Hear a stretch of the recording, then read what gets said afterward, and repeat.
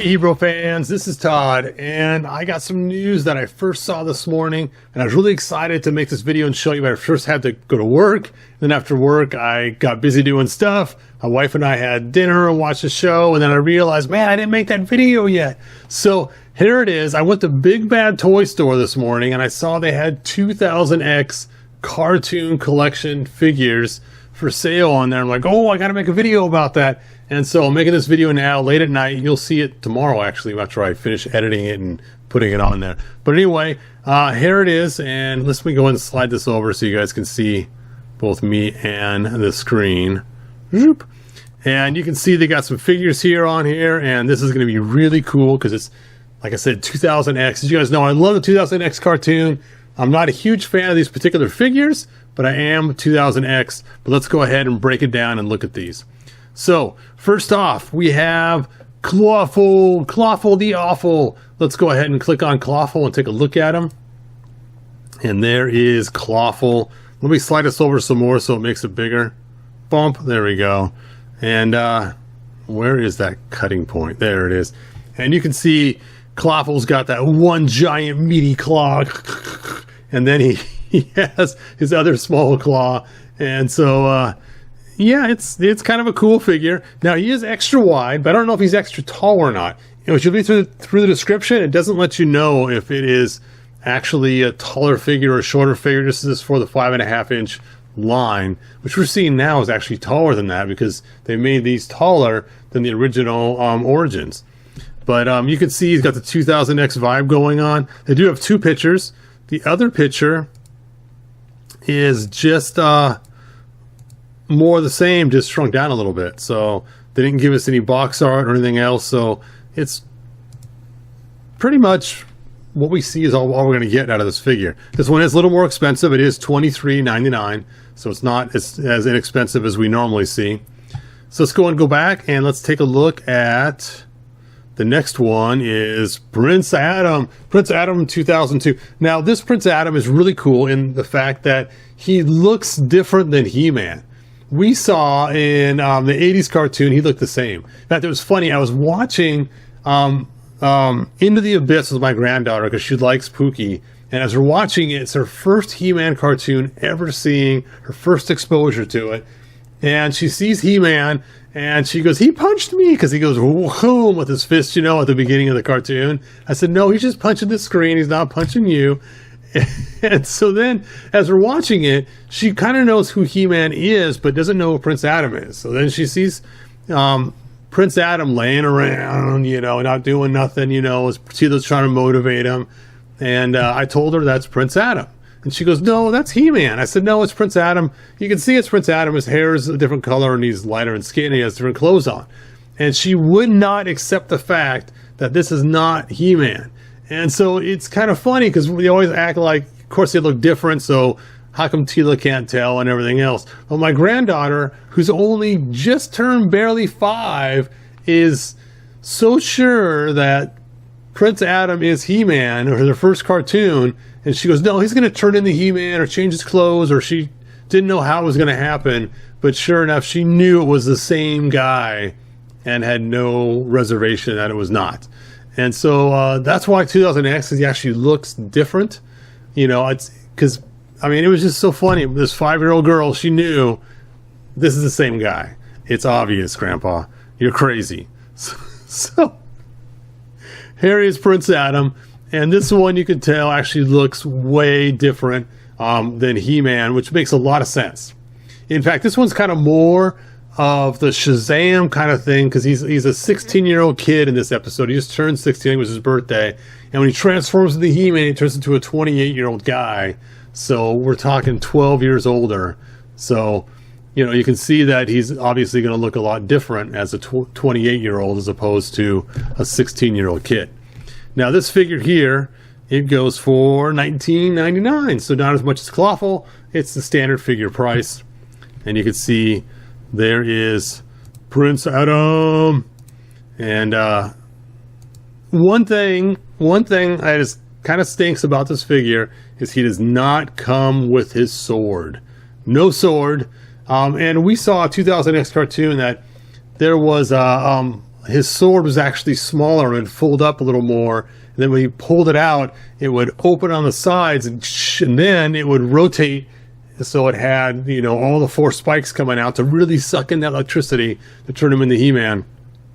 And we don't get the smaller sword at this. Also, his belt across his chest is attached to his vest. And you can see at the bottom there just kind of stops. It's like, where's the belt go?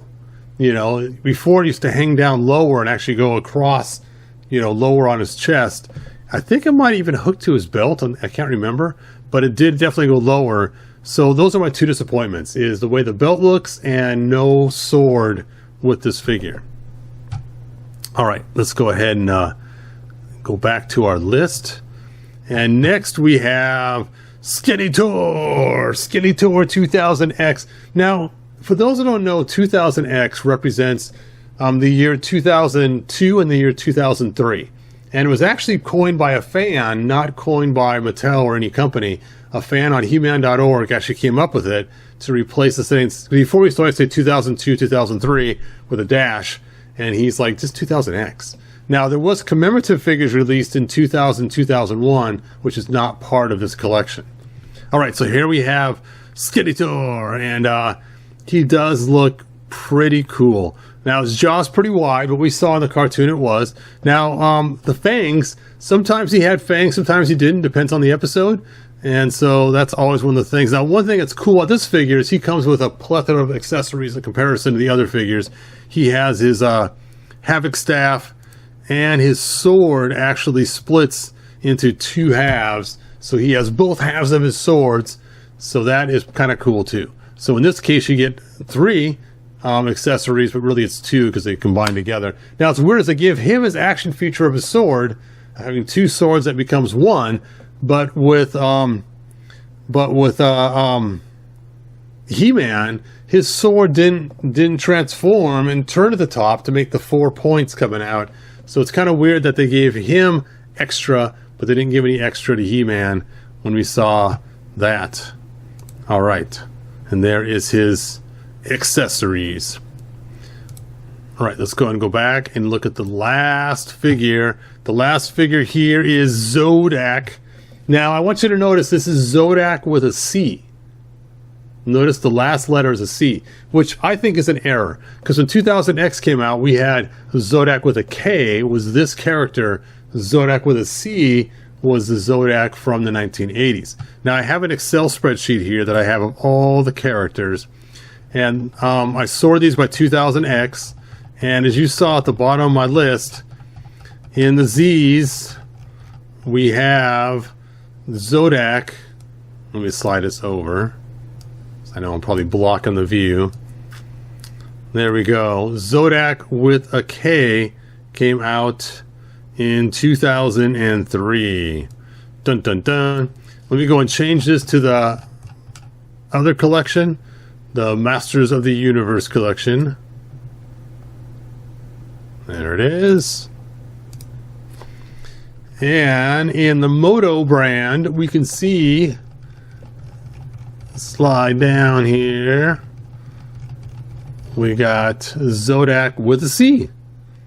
So when they first released him in 1982, he was Zodak with a C, not Zodak with a K.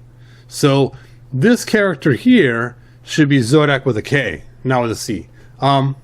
I thought it might have been an error just on the page, but if you take a look and click on the figure and look at the box art, look at his cool staff. The staff should have been red, but it's still cool. This is actually a pretty cool looking figure. We can see in the box art here, it definitely has a C and not a K. So somebody messed up. They didn't do their research. That for this, it should have been Zodak with a K, not a C. I mean, most people probably care less, but being supposed to be 2 different characters, one is a white guy from the 80s and one is neutral. Then we have this guy, he is black and with a K, and he is definitely not neutral, he's heroic. So I also wish they made his skin tone darker. I don't think his skin tone is dark enough to be the Zodak that we had. I could be wrong. I'm not getting them, but if I did, I could compare them next to the figure from 2000X to see if it's the right shade. But to me, it just looks a little light on the coloring. Also, his tattoos showed in blue. Not sure why they gave him white tattoos. Now, granted, when his tattoos glowed, they turned white, almost like Avatar the Airbender, where his, arrow on his head glows that white tattoo when he starts, to power up, kind of a bluish white glow. He is supposed to do the same kind of deal with his tattoos too, but not sure what's going on there. Sometimes for me, it's a little frustrating. It just feels like the people that are making the figures now don't have the same passion that they had when Classics came out. When Classics came out, there was a lot of passion around building these figures, and the people that were involved really, like Scott Knightlick, he was all in. And when 2000X came out, the Four Horsemen designed most of those characters, and they were all in too. And so just, I kind of miss that passion of somebody who's all in and really looks at the lore. And we've seen web pages done wrong. We've seen now this guy has the wrong letter on the end of his name. We've seen all kinds of other little misses that happen in this collection. So yeah, lately I've been a little disappointed, a little lackluster not having those little things caught. They need to have a fan somewhere involved in this. Somebody who loves the lore, somebody who knows it well. An example is, take a look at what what is Mondo's doing. Mondo is knocking that thing out of the park. They have Emiliano helping out and some other people that are really fans, and they're making, really cool custom type heads, like the Manny faces, for instance, which go all the way back. Now, granted, we do have some figures that have come out that are based on some of the prototypes, but it just doesn't seem like there's a fan involved in this. It's like, hey, we found these old pictures, let's sell some more figures, as opposed to like, hey, this is really cool, this is something the figure fan base really wanted. I don't know. It just seems like they're just missing. I mean, even when it came to our what is that? Fright Zone. Fright Zone? No. Yeah, Fright Zone. Even when it came to our Fright Zone, there's still a lot of things they missed that they should have got, like the throne being up by the chair with no, larger platform. I mean, I can go on for hours about all the little things that are being missed that a real fan would have caught and would have said, hey, wait a minute, this should be done like this. This is what the fan base wants. This is what I wanted as a kid. This is what they want too. Anyway, I know you guys are feeling it too, but sometimes it's like some companies just totally knock it out of the park and do it right. Like I said, Mondo's doing it right now. It's amazing stuff. I don't know. I'll stop complaining. It won't help anyway. So, there are the figures that are available. They are very cool. And on the back of the box, you can see we have Skeletor, Zodak, and Prince Adam, but they don't show Clawful because Clawful is going to be a premium figure, so I don't think it's room in the back of the box. I don't see why they didn't, but maybe he's, I don't know. They just didn't. All right. So, let's take a look at some of the other figures that have been released lately. So still in stock, they still have Ram Man. Now I have this figure right here in my pile of loot waiting to get her, Evil Lynn. I'm excited about getting her. Of course, I have Queen Marlena. It's not the 2000X one though. Then we have Mossman. We have Man-at-Arms. And then we have Stratos 2000X, Triclops, Beastman, and He-Man. So when it comes to 2000X, they're going all out on how many they're making, and that's kind of crazy because we haven't seen this in a while where they actually make a whole bunch for that collection, and there's a lot being made for the 2000X all of a sudden. They're dumping a lot into this. Just Mattel, hear me now. Get a fan involved. Get some fans involved. If you would have, that sword would have been able to turn. It would have been smarter things too. Prince Adam would have had his sword. Zodak would have been spelled correctly. I Instead of just going off the stills and having somebody who's just going through the motions, making figures off of cartoons, get somebody involved that knows the lore, loves the lore, and wants it done right. And it's something that they'll want themselves, and they'll make a good product for you to sell to your customers. Anyway, I'm getting off my soapbox again. I know I said I wouldn't get back on it, but I did. Sorry about that. But there's the Fright Zone. I can't believe it's still in stock. I already thought it sold out so quick. Bo. Oh, such a disappointment, the way they made him. Shadow Weaver, they did amazing on her. That was an awesome figure. Anyway, I digress. Anyway, well, thanks for joining me. Like they say in the 1987 movie, good journey, and I'll see you guys next time. And if you like this video, please share it, and that helps the channel more than anything else. All right, bye now. If you found enjoyment, like, subscribe, and ring the bell. Do it!